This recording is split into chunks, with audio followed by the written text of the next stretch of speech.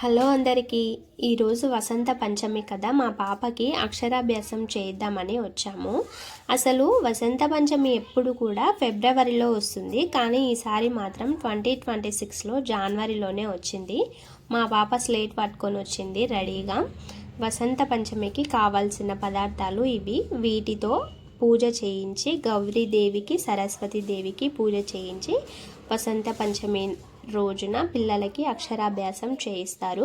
అసలు ఎందుకు చేయించాలి అంటే, వసంత పంచమి రోజున సరస్వతీదేవి కృపతో పిల్లల జీవితంలో జ్ఞాన వసంతం మొదలయ్యే రోజు కాబట్టి ఈరోజు అక్షరాభ్యాసం చేయిస్తే వసంత పంచమి రోజున సరస్వతీదేవి అనుగ్రహంతో పిల్లలకు ఈ పూజ చేయించి స్కూల్కి జాయిన్ చేయిస్తే పిల్లలకి చదువు బాగా సరస్వతీదేవి అనుగ్రహం అబ్బుతుంది, చదువు బాగా చదువుతారు అనే నమ్మకంతో ఈ పూజ స్టార్ట్ చేస్తారు. అయితే పూజ కంప్లీట్ అయిపోయిన తర్వాత స్లేట్ మీద ఓం నమః శివాయ అనే నామాన్ని పిల్లల చేతితో తల్లి తండ్రి ఇద్దరు కలిసి పూజ చేయించిన తర్వాత ఈ నామాన్ని రాయించాలి.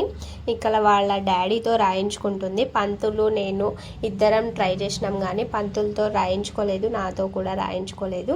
వాళ్ళ డాడీతోనే చక్కగా ఒళ్ళో కూర్చొని మా పాప రాయించుకుంటుంది.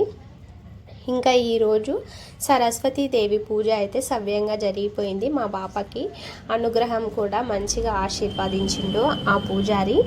ఇంకా పూజ కంప్లీట్ అయిపోయిన తర్వాత దేవుణ్ణి చక్కగా మొక్కుతుంది బాగా చదవాలని. మరి ఈ పూజ మీకు ఎలా అనిపించిందో కామెంట్ చేయండి.